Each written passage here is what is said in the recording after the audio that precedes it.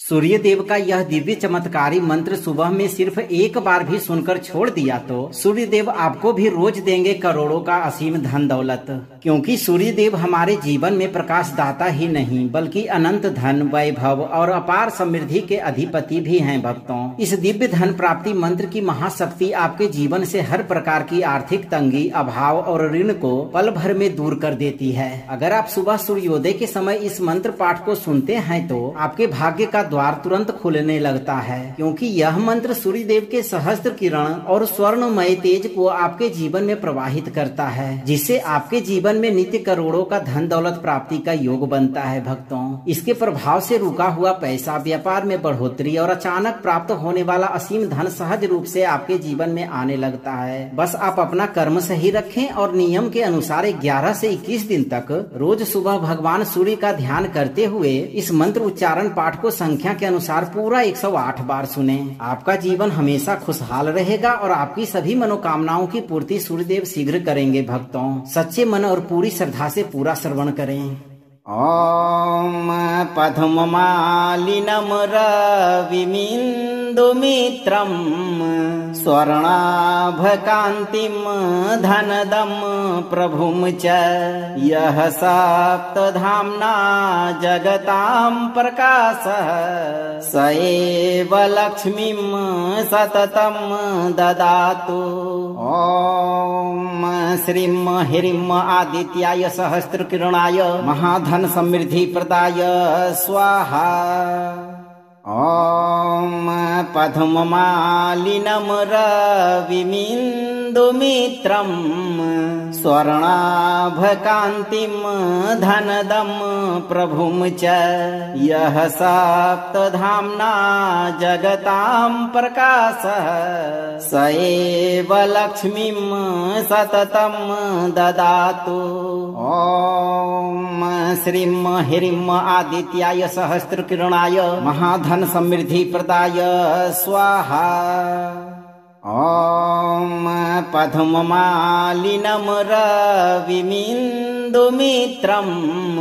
स्वर्णाभकान्तिं धनदं प्रभुं च यः सप्तधाम्ना जगतां प्रकाशः स एव लक्ष्मीं सततं ददातु।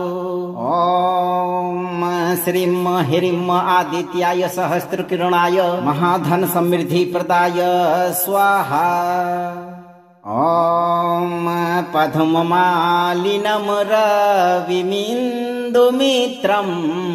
स्वर्णाभकान्तिं धनदं प्रभुं च यः सप्तधाम्ना जगतां प्रकाशः स एव लक्ष्मीं सततं ददातु।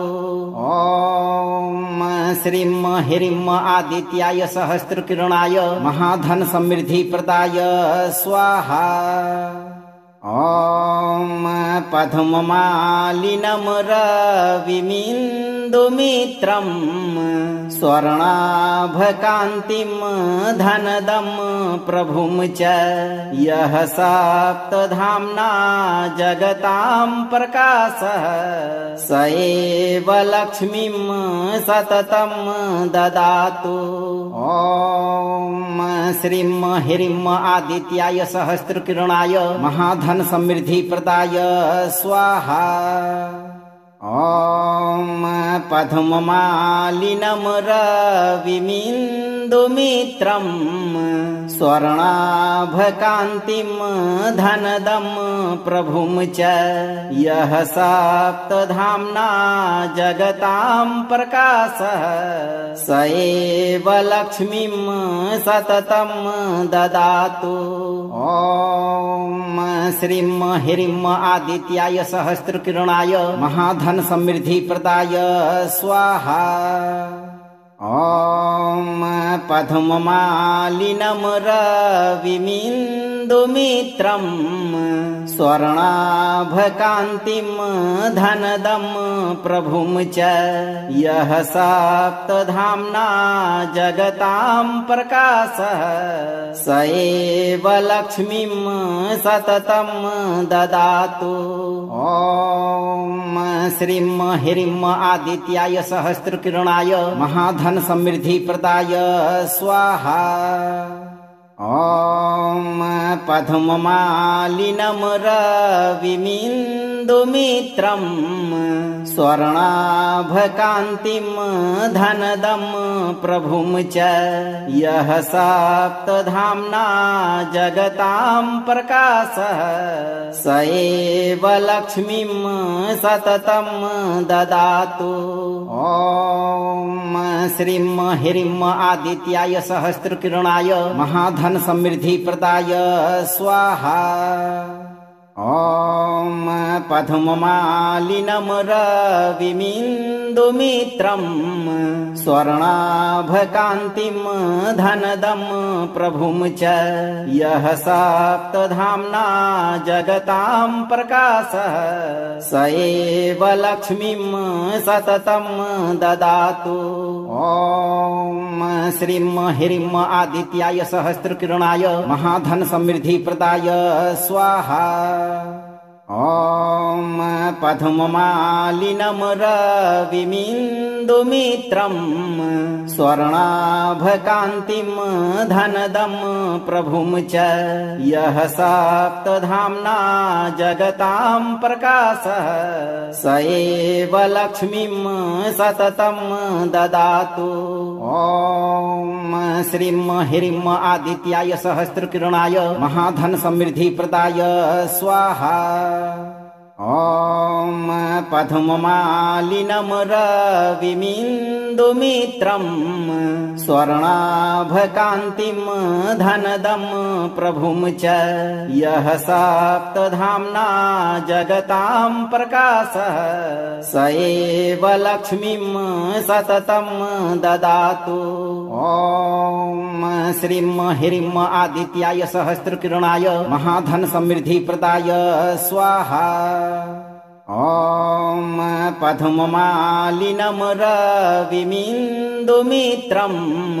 स्वर्णाभकान्तिं धनदं प्रभुं च यः सप्तधाम्ना जगतां प्रकाशः स एव लक्ष्मीं सततं ददातु। ॐ श्रीं ह्रीं आदित्याय सहस्रकिरणाय महाधन समृद्धि प्रदाय स्वाहा। ॐ पद्ममालिनं रविमिन्दुमित्रं स्वर्णाभकान्तिं धनदं प्रभुं च यः सप्तधाम्ना जगतां प्रकाशः स एव लक्ष्मीं सततं ददातु। ॐ श्रीं ह्रीं आदित्याय सहस्रकिरणाय महाधन समृद्धि प्रदाय स्वाहा। ॐ पद्ममालिनं रविमिन्दुमित्रं स्वर्णाभकान्तिं धनदं प्रभुं च यः सप्तधाम्ना जगतां प्रकाशः स एव लक्ष्मीं सततं ददातु। ॐ श्रीं ह्रीं आदित्याय सहस्रकिरणाय महाधन समृद्धि प्रदाय स्वाहा। ॐ पद्ममालिनं रविमिन्दुमित्रं स्वर्णाभकान्तिं धनदं प्रभुं च यः सप्तधाम्ना जगतां प्रकाशः स एव लक्ष्मीं सततं ददातु। ॐ श्रीं ह्रीं आदित्याय सहस्रकिरणाय महाधन समृद्धि प्रदाय स्वाहा। ॐ पद्ममालिनं रविमिन्दुमित्रं स्वर्णाभकान्तिं धनदं प्रभुं च यः सप्तधाम्ना जगतां प्रकाशः स एव लक्ष्मीं सततं ददातु। ॐ श्रीं ह्रीं आदित्याय सहस्रकिरणाय महाधन समृद्धि प्रदाय स्वाहा। ॐ पद्ममालिनं रविमिन्दुमित्रं स्वर्णाभकान्तिं धनदं प्रभुं च यः सप्तधाम्ना जगतां प्रकाशः स एव लक्ष्मीं सततं ददातु। ॐ श्रीं ह्रीं आदित्याय सहस्रकिरणाय महाधन समृद्धिप्रदाय स्वाहा। ॐ पद्ममालिनं रविमिन्दुमित्रं स्वर्णाभकान्तिं धनदं प्रभुं च यः सप्तधाम्ना जगतां प्रकाशः स एव लक्ष्मीं सततं ददातु। ॐ श्रीं ह्रीं आदित्याय सहस्रकिरणाय महाधन समृद्धिप्रदाय स्वाहा। ॐ पद्ममालिनं रविमिन्दुमित्रं स्वर्णाभकान्तिं धनदं प्रभुं च यः सप्तधाम्ना जगतां प्रकाशः स एव लक्ष्मीं सततं ददातु। ॐ श्रीं ह्रीं आदित्याय सहस्रकिरणाय महाधन समृद्धिप्रदाय स्वाहा। ॐ पद्ममालिनं रविमिन्दुमित्रं स्वर्णाभकान्तिं धनदं प्रभुं च यः सप्तधाम्ना जगतां प्रकाशः स एव लक्ष्मीं सततं ददातु। ॐ श्रीं ह्रीं आदित्याय सहस्रकिरणाय महाधन समृद्धिप्रदाय स्वाहा। ॐ पद्ममालिनं रविमिन्दुमित्रं स्वर्णाभकान्तिं धनदं प्रभुं च यः सप्तधाम्ना जगतां प्रकाशः स एव लक्ष्मीं सततं ददातु। ॐ श्रीं ह्रीं आदित्याय सहस्रकिरणाय महाधन समृद्धिप्रदाय स्वाहा। ॐ पद्ममालिनं रविमिन्दुमित्रं स्वर्णाभकान्तिं धनदं प्रभुं च यः सप्तधाम्ना जगतां प्रकाशः स एव लक्ष्मीं सततं ददातु। ॐ श्रीं ह्रीं आदित्याय सहस्रकिरणाय महाधन समृद्धिप्रदाय स्वाहा। ॐ पद्ममालिनं रविमिन्दुमित्रं स्वर्णाभकान्तिं धनदं प्रभुं च यः सप्तधाम्ना जगतां प्रकाशः स एव लक्ष्मीं सततं ददातु। ॐ श्रीं ह्रीं आदित्याय सहस्रकिरणाय महाधन समृद्धिप्रदाय स्वाहा। ॐ पद्ममालिनं रविमिन्दुमित्रं स्वर्णाभकान्तिं धनदं प्रभुं च यः सप्तधाम्ना जगतां प्रकाशः स एव लक्ष्मीं सततं ददातु। ॐ श्रीं ह्रीं आदित्याय सहस्रकिरणाय महाधन समृद्धिप्रदाय स्वाहा। ॐ पद्ममालिनं रविमिन्दुमित्रं स्वर्णाभकान्तिं धनदं प्रभुं च यः सप्तधाम्ना जगतां प्रकाशः स एव लक्ष्मीं सततं ददातु। ॐ श्रीं ह्रीं आदित्याय सहस्रकिरणाय महाधन समृद्धिप्रदाय स्वाहा। ॐ पद्ममालिनं रविमिन्दुमित्रं स्वर्णाभकान्तिं धनदं प्रभुं च यः सप्तधाम्ना जगतां प्रकाशः स एव लक्ष्मीं सततं ददातु। ॐ श्रीं ह्रीं आदित्याय सहस्रकिरणाय महाधन समृद्धि प्रदाय स्वाहा। ॐ पद्ममालिनं रविमिन्दुमित्रं स्वर्णाभकान्तिं धनदं प्रभुं च यः सप्तधाम्ना जगतां प्रकाशः स एव लक्ष्मीं सततं ददातु। ॐ श्रीं ह्रीं आदित्याय सहस्रकिरणाय महाधन समृद्धि प्रदाय स्वाहा। ॐ पद्ममालिनं रविमिन्दुमित्रं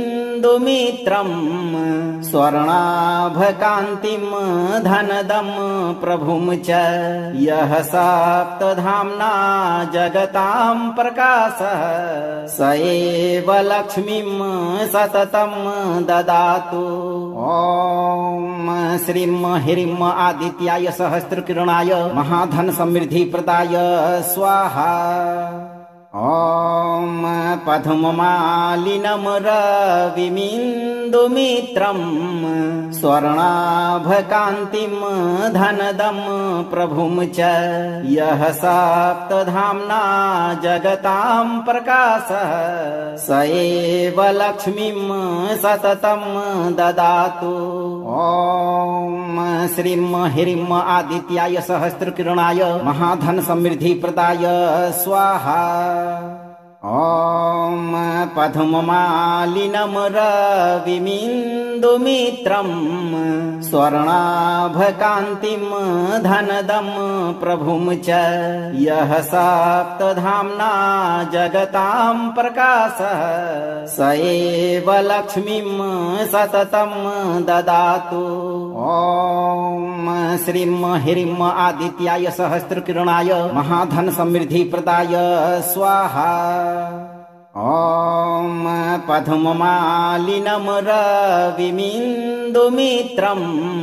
स्वर्णाभकान्तिं धनदं प्रभुं च यः सप्तधाम्ना जगतां प्रकाशः स एव लक्ष्मीं सततं ददातु।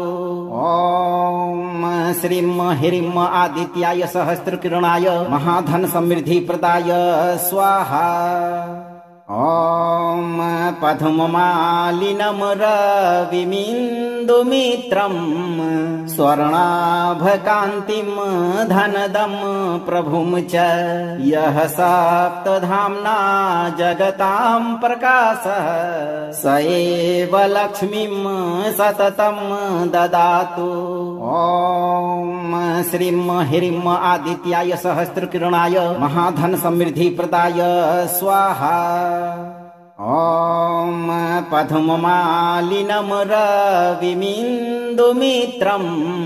स्वर्णाभकान्तिं धनदं प्रभुं च यः सप्तधाम्ना जगतां प्रकाशः स एव लक्ष्मीं सततं ददातु। ॐ श्रीं ह्रीं आदित्याय सहस्रकिरणाय महाधन समृद्धि प्रदाय स्वाहा। ॐ पद्ममालिनं रविमिन्दुमित्रं स्वर्णाभकान्तिं धनदं प्रभुं च यः सप्तधाम्ना जगतां प्रकाशः स एव लक्ष्मीं सततं ददातु। ॐ श्रीं ह्रीं आदित्याय सहस्रकिरणाय महाधन समृद्धि प्रदाय स्वाहा। ॐ पद्ममालिनं रविमिन्दुमित्रं मित्रम् स्वर्णाभकान्तिम् धनदम् प्रभुम् च यः सप्तधाम्ना जगताम् प्रकाशः स एव लक्ष्मीम् सततम् ददातु। ॐ श्रीं ह्रीं आदित्याय सहस्रकिरणाय महाधन समृद्धि प्रदाय स्वाहा। ॐ पद्ममालिनं रविमिन्दुमित्रं स्वर्णाभकान्तिं धनदं प्रभुं च यः सप्तधाम्ना जगतां प्रकाशः स एव लक्ष्मीं सततं ददातु। ॐ श्रीं ह्रीं आदित्याय सहस्रकिरणाय महाधन समृद्धि प्रदाय स्वाहा। ॐ पद्ममालिनं रविमिन्दुमित्रं स्वर्णाभकान्तिं धनदं प्रभुं च यः सप्तधाम्ना जगतां प्रकाशः स एव लक्ष्मीं सततं ददातु। ॐ श्रीं ह्रीं आदित्याय सहस्रकिरणाय महाधन समृद्धि प्रदाय स्वाहा। ॐ पद्ममालिनं रविमिन्दुमित्रं स्वर्णाभकान्तिं धनदं प्रभुं च यः सप्तधाम्ना जगतां प्रकाशः स एव लक्ष्मीं सततं ददातु। ॐ श्रीं ह्रीं आदित्याय सहस्रकिरणाय महाधन समृद्धि प्रदाय स्वाहा। ॐ पद्ममालिनं रविमिन्दुमित्रं स्वर्णाभकान्तिं धनदं प्रभुं च यः सप्तधाम्ना जगतां प्रकाशः स एव लक्ष्मीं सततं ददातु। ॐ श्रीं ह्रीं आदित्याय सहस्रकिरणाय महाधन समृद्धि प्रदाय स्वाहा। ॐ पद्ममालिनं रविमिन्दुमित्रं स्वर्णाभकान्तिं धनदं प्रभुं च यः सप्तधाम्ना जगतां प्रकाशः स एव लक्ष्मीं सततं ददातु। ॐ श्रीं ह्रीं आदित्याय सहस्रकिरणाय महाधन समृद्धि प्रदाय स्वाहा। ॐ पद्ममालिनं रविमिन्दुमित्रं स्वर्णाभकान्तिं धनदं प्रभुं च यः सप्तधाम्ना जगतां प्रकाशः स एव लक्ष्मीं सततं ददातु। ॐ श्रीं ह्रीं आदित्याय सहस्रकिरणाय महाधन समृद्धि प्रदाय स्वाहा। ॐ पद्ममालिनं रविमिन्दुमित्रं स्वर्णाभकान्तिं धनदं प्रभुं च यः सप्तधाम्ना जगतां प्रकाशः स एव लक्ष्मीं सततं ददातु। ॐ श्रीं ह्रीं आदित्याय सहस्रकिरणाय महाधन समृद्धि प्रदाय स्वाहा। ॐ पद्ममालिनं रविमिन्दुमित्रं स्वर्णाभकान्तिं धनदं प्रभुं च यः सप्तधाम्ना जगतां प्रकाशः स एव लक्ष्मीं सततं ददातु। ॐ श्रीं ह्रीं आदित्याय सहस्रकिरणाय महाधन समृद्धि प्रदाय स्वाहा।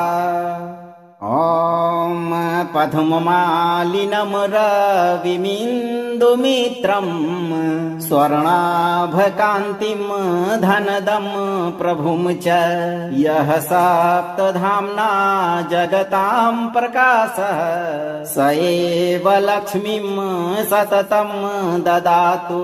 ॐ श्रीं ह्रीं आदित्याय सहस्रकिरणाय महाधन समृद्धि प्रदाय स्वाहा।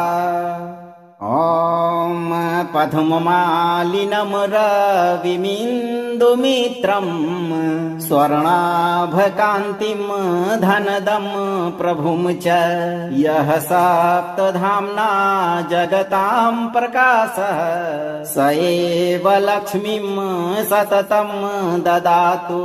ॐ श्रीं ह्रीं आदित्याय सहस्रकिरणाय महाधन समृद्धि प्रदाय स्वाहा।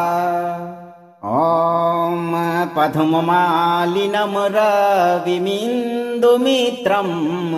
स्वर्णाभकान्तिं धनदं प्रभुं च यः सप्तधाम्ना जगतां प्रकाशः स एव लक्ष्मीं सततं ददातु। ॐ श्रीं ह्रीं आदित्याय सहस्रकिरणाय महाधन समृद्धि प्रदाय स्वाहा।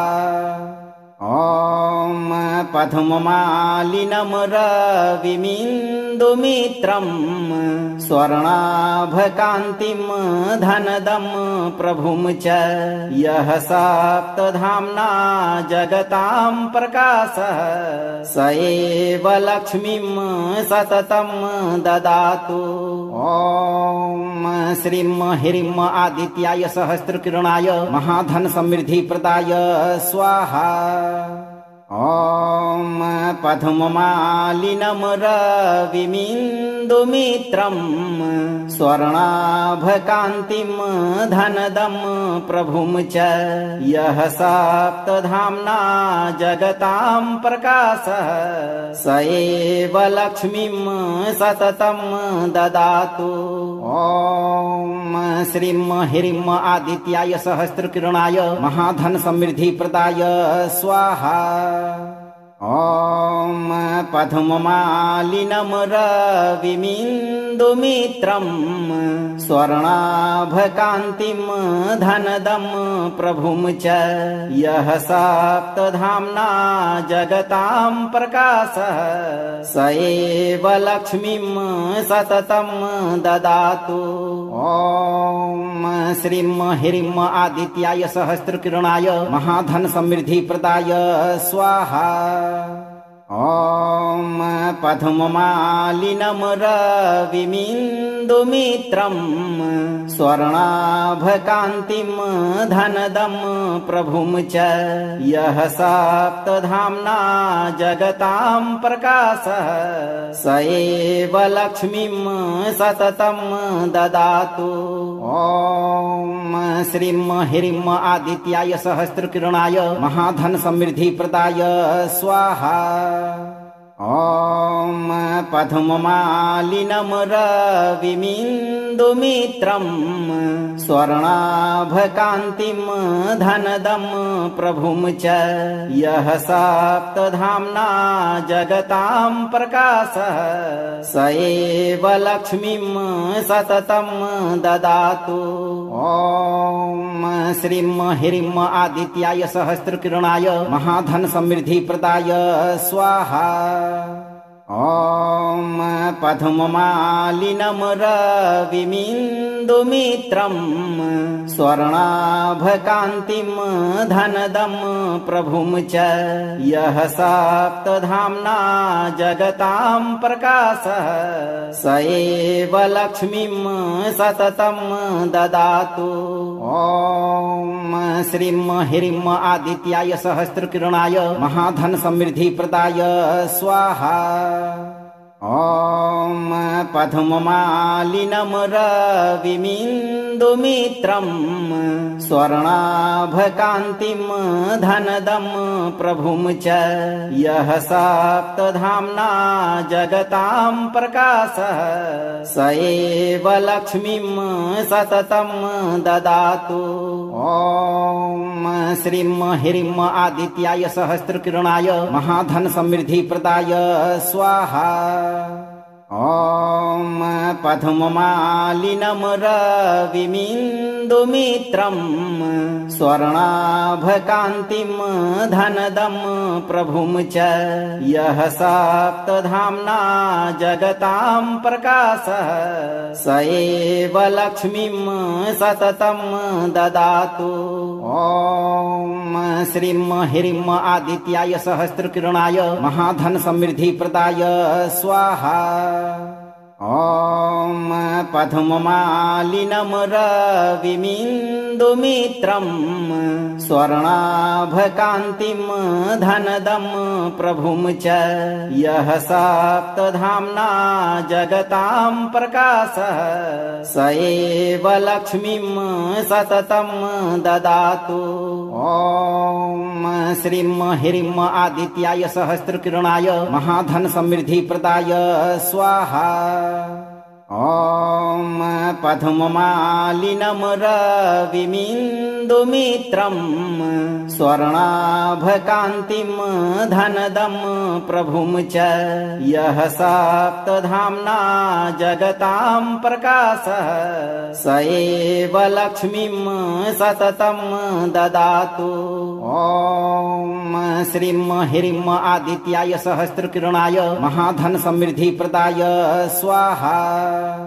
ॐ पद्ममालिनं रविमिन्दुमित्रं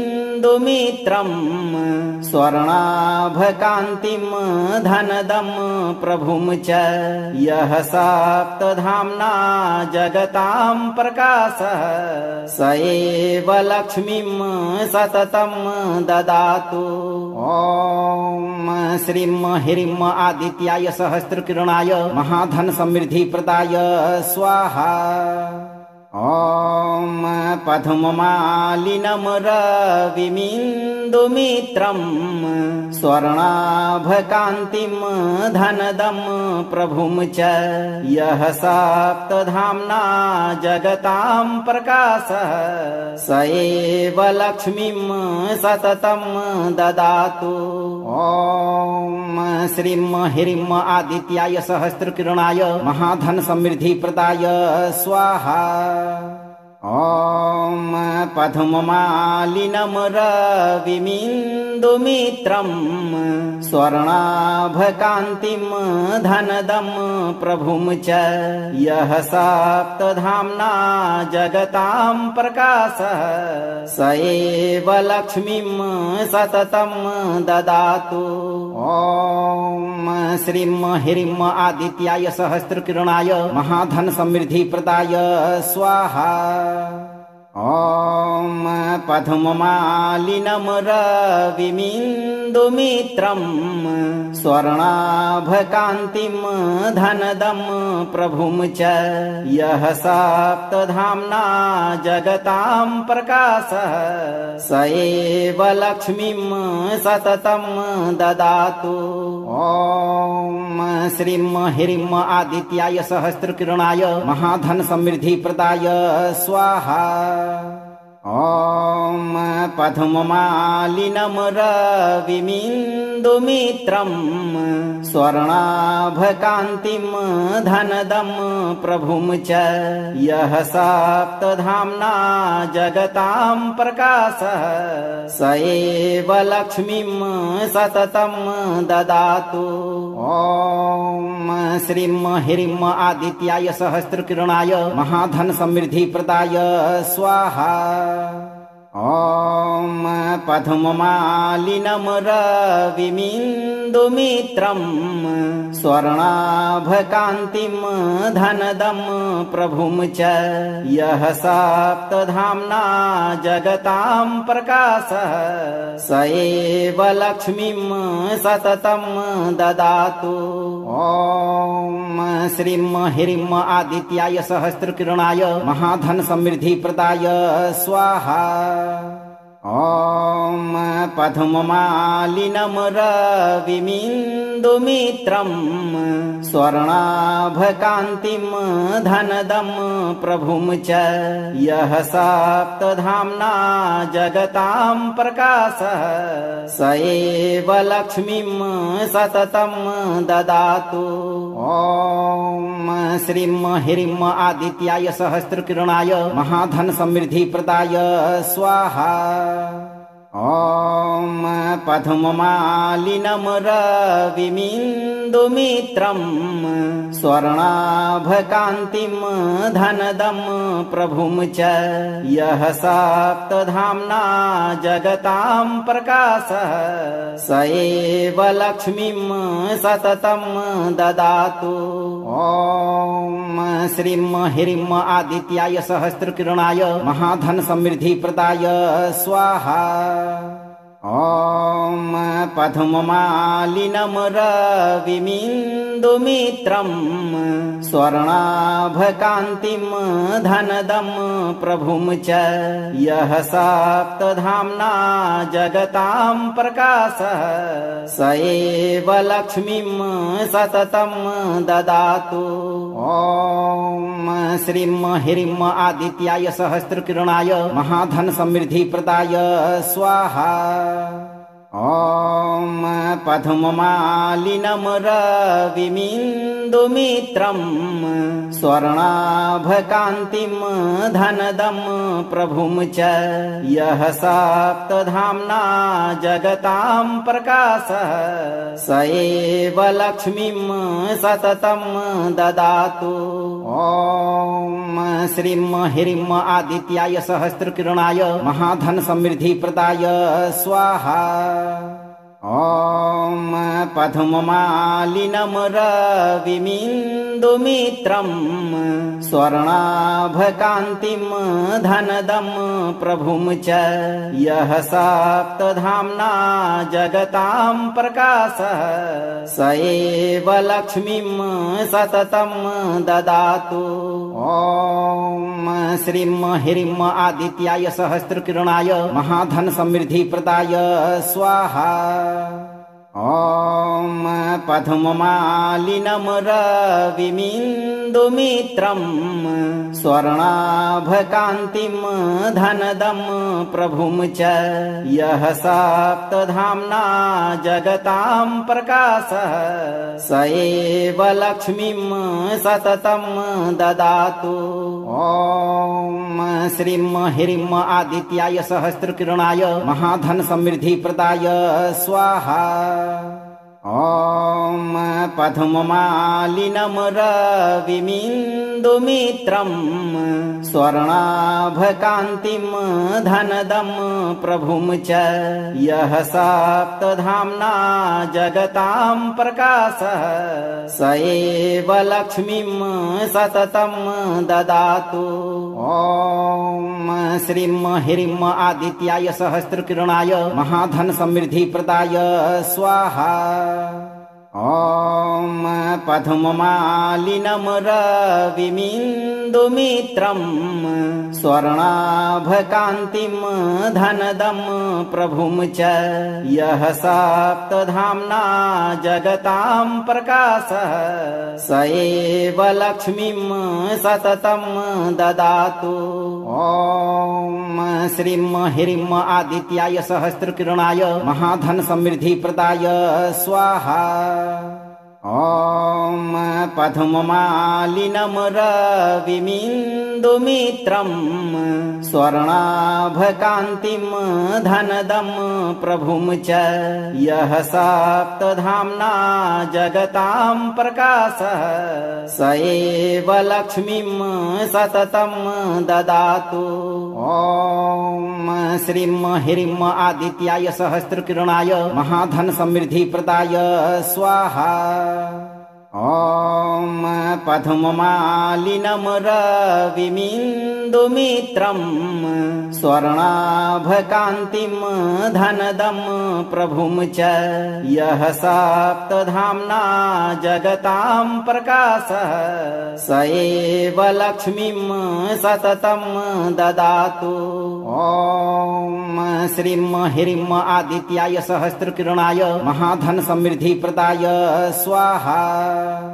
ॐ पद्ममालिनं रविमिन्दुमित्रं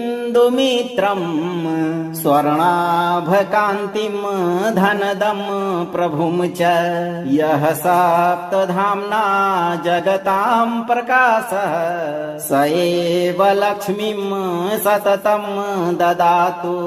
ॐ श्रीं ह्रीं आदित्याय सहस्रकिरणाय महाधन समृद्धि प्रदाय स्वाहा। ॐ पद्ममालिनं रविमिन्दुमित्रं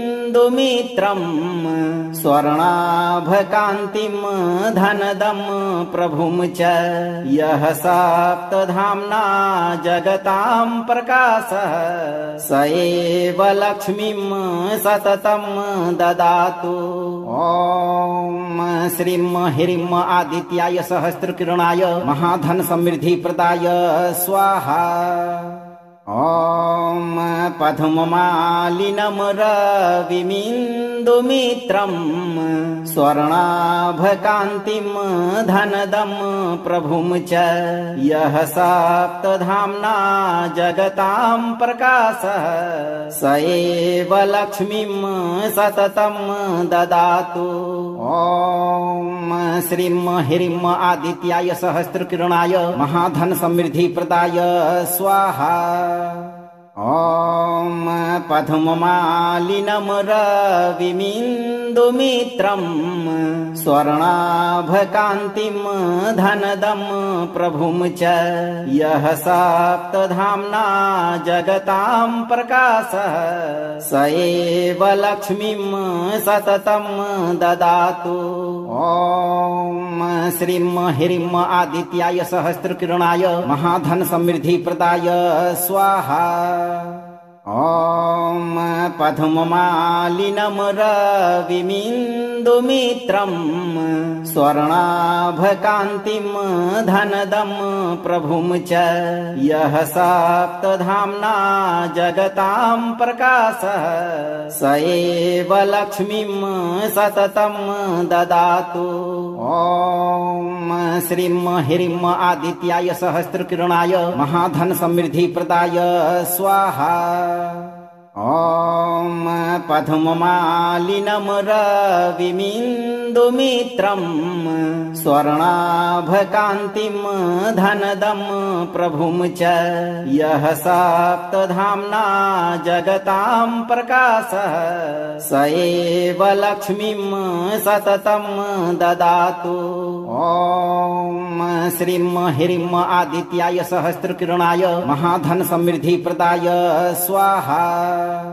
ॐ पद्ममालिनं रविमिन्दुमित्रं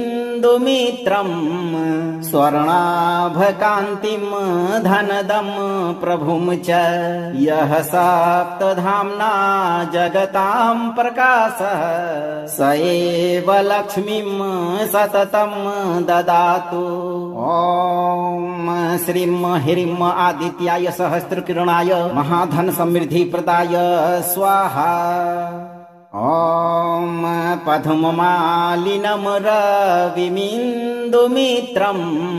स्वर्णाभकान्तिं धनदं प्रभुं च यः सप्तधाम्ना जगतां प्रकाशः स एव लक्ष्मीं सततं ददातु। ॐ श्रीं ह्रीं आदित्याय सहस्रकिरणाय महाधन समृद्धि प्रदाय स्वाहा। ॐ पद्ममालिनं रविमिन्दुमित्रं स्वर्णाभकान्तिं धनदं प्रभुं च यः सप्तधाम्ना जगतां प्रकाशः स एव लक्ष्मीं सततं ददातु। ॐ श्रीं ह्रीं आदित्याय सहस्रकिरणाय महाधन समृद्धि प्रदाय स्वाहा। ॐ पद्ममालिनं रविमिन्दुमित्रं स्वर्णाभकान्तिं धनदं प्रभुं च यः सप्तधाम्ना जगतां प्रकाशः स एव लक्ष्मीं सततं ददातु। ॐ श्रीं ह्रीं आदित्याय सहस्रकिरणाय महाधन समृद्धि प्रदाय स्वाहा। ॐ पद्ममालिनं रविमिन्दुमित्रं स्वर्णाभकान्तिं धनदं प्रभुं च यः सप्तधाम्ना जगतां प्रकाशः स एव लक्ष्मीं सततं ददातु। ॐ श्रीं ह्रीं आदित्याय सहस्रकिरणाय महाधन समृद्धि प्रदाय स्वाहा। ॐ पद्ममालिनं रविमिन्दुमित्रं स्वर्णाभकान्तिं धनदं प्रभुं च यः सप्तधाम्ना जगतां प्रकाशः स एव लक्ष्मीं सततं ददातु। ॐ श्रीं ह्रीं आदित्याय सहस्रकिरणाय महाधन समृद्धि प्रदाय स्वाहा। ॐ पद्ममालिनं रविमिन्दुमित्रं स्वर्णाभकान्तिं धनदं प्रभुं च यः सप्तधाम्ना जगतां प्रकाशः स एव लक्ष्मीं सततं ददातु। ॐ श्रीं ह्रीं आदित्याय सहस्रकिरणाय महाधन समृद्धि प्रदाय स्वाहा। ॐ पद्ममालिनं रविमिन्दुमित्रं स्वर्णाभकान्तिं धनदं प्रभुं च यः सप्तधाम्ना जगतां प्रकाशः स एव लक्ष्मीं सततं ददातु।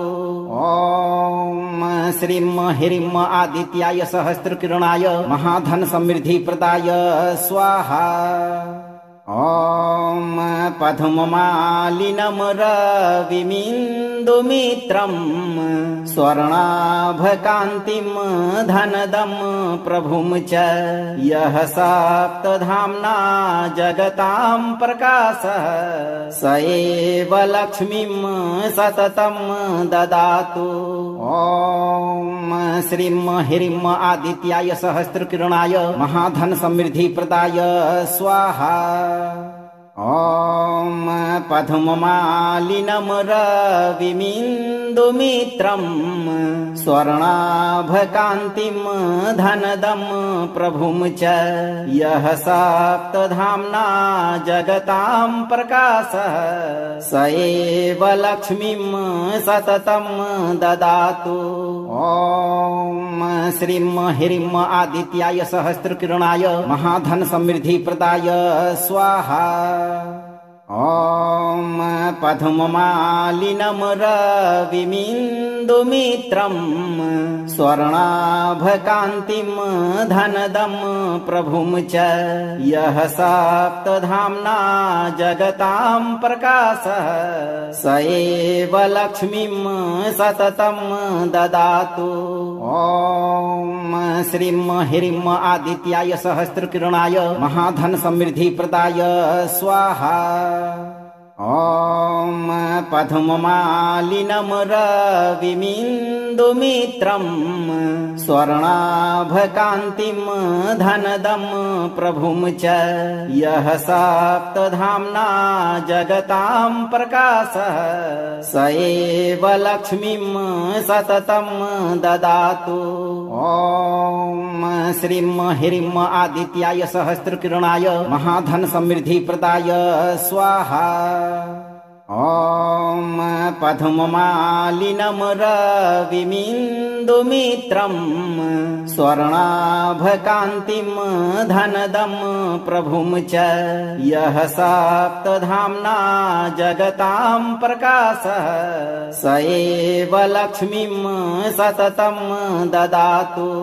ॐ श्रीं ह्रीं आदित्याय सहस्रकिरणाय महाधन समृद्धिप्रदाय स्वाहा। ॐ पद्ममालिनं रविमिन्दुमित्रं स्वर्णाभकान्तिं धनदं प्रभुं च यः सप्तधाम्ना जगतां प्रकाशः स एव लक्ष्मीं सततं ददातु। ॐ श्रीं ह्रीं आदित्याय सहस्रकिरणाय महाधन समृद्धिप्रदाय स्वाहा। ॐ पद्ममालिनं रविमिन्दुमित्रं स्वर्णाभकान्तिं धनदं प्रभुं च यः सप्तधाम्ना जगतां प्रकाशः स एव लक्ष्मीं सततं ददातु। ॐ श्रीं ह्रीं आदित्याय सहस्रकिरणाय महाधन समृद्धिप्रदाय स्वाहा। ॐ पद्ममालिनं रविमिन्दुमित्रं स्वर्णाभकान्तिं धनदं प्रभुं च यः सप्तधाम्ना जगतां प्रकाशः स एव लक्ष्मीं सततं ददातु। ॐ श्रीं ह्रीं आदित्याय सहस्रकिरणाय महाधन समृद्धिप्रदाय स्वाहा। ॐ पद्ममालिनं रविमिन्दुमित्रं स्वर्णाभकान्तिं धनदं प्रभुं च यः सप्तधाम्ना जगतां प्रकाशः स एव लक्ष्मीं सततं ददातु। ॐ श्रीं ह्रीं आदित्याय सहस्रकिरणाय महाधन समृद्धिप्रदाय स्वाहा। ॐ पद्ममालिनं रविमिन्दुमित्रं स्वर्णाभकान्तिं धनदं प्रभुं च यः सप्तधाम्ना जगतां प्रकाशः स एव लक्ष्मीं सततं ददातु। ॐ श्रीं ह्रीं आदित्याय सहस्रकिरणाय महाधन समृद्धिप्रदाय स्वाहा। ॐ पद्ममालिनं रविमिन्दुमित्रं स्वर्णाभकान्तिं धनदं प्रभुं च यः सप्तधाम्ना जगतां प्रकाशः स एव लक्ष्मीं सततं ददातु। ॐ श्रीं ह्रीं आदित्याय सहस्रकिरणाय महाधन समृद्धिप्रदाय स्वाहा। ॐ पद्ममालिनं रविमिन्दुमित्रं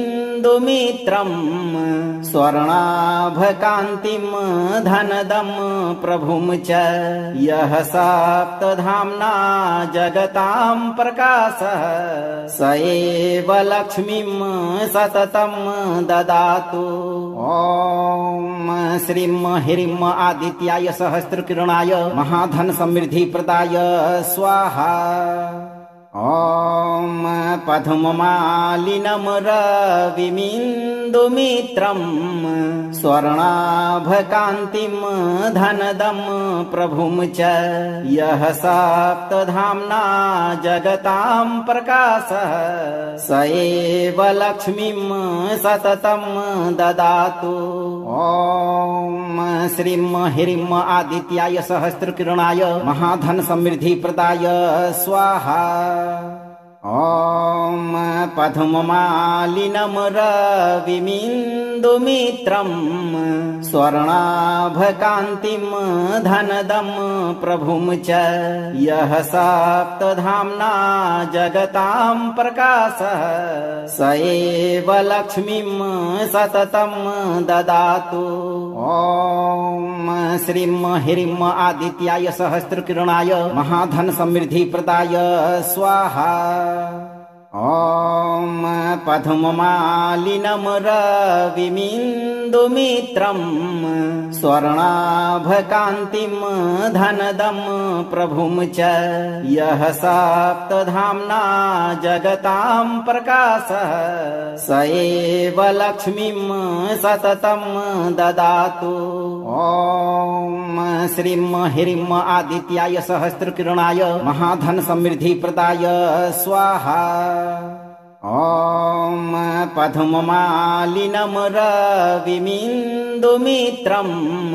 स्वर्णाभकान्तिं धनदं प्रभुं च यः सप्तधाम्ना जगतां प्रकाशः स एव लक्ष्मीं सततं ददातु। ॐ श्रीं ह्रीं आदित्याय सहस्रकिरणाय महाधन समृद्धि प्रदाय स्वाहा। ॐ पद्ममालिनं रविमिन्दुमित्रं स्वर्णाभकान्तिं धनदं प्रभुं च यः सप्तधाम्ना जगतां प्रकाशः स एव लक्ष्मीं सततं ददातु। ॐ श्रीं ह्रीं आदित्याय सहस्रकिरणाय महाधन समृद्धि प्रदाय स्वाहा। ॐ पद्ममालिनं रविमिन्दुमित्रं स्वर्णाभकान्तिं धनदं प्रभुं च यः सप्तधाम्ना जगतां प्रकाशः स एव लक्ष्मीं सततं ददातु। ॐ श्रीं ह्रीं आदित्याय सहस्रकिरणाय महाधन समृद्धि प्रदाय स्वाहा। ॐ पद्ममालिनं रविमिन्दुमित्रं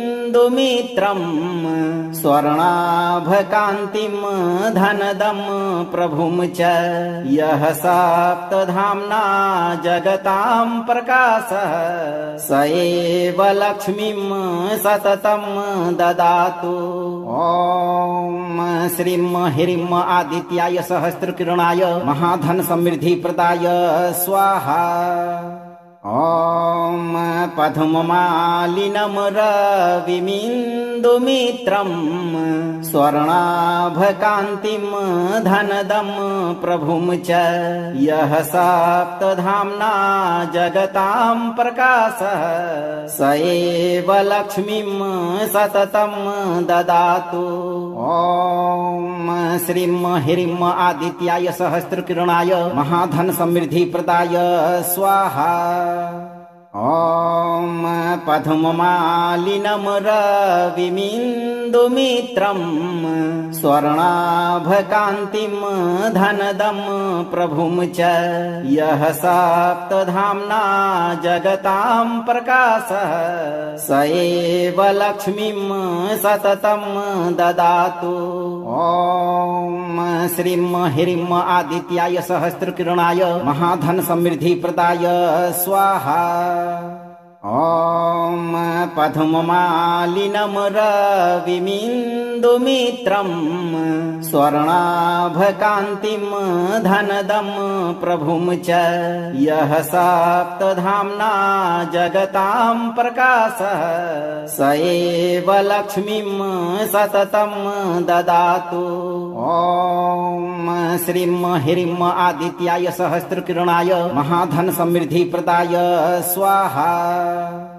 भगवान सूर्य की कृपा हमेशा पाने के लिए इस मंत्र को 11 से 108 दिन तक नित्य दिन एक बार पूरा जरूर सुने। वीडियो को लाइक और शेयर करें, चैनल को सब्सक्राइब करें और इस दरबार की घंटी को एक बार जरूर बजाएं। धैर्य रखें और सही कर्म करते रहें। सूर्य देव की कृपा आपके ऊपर हमेशा बनी रहेगी भक्तों।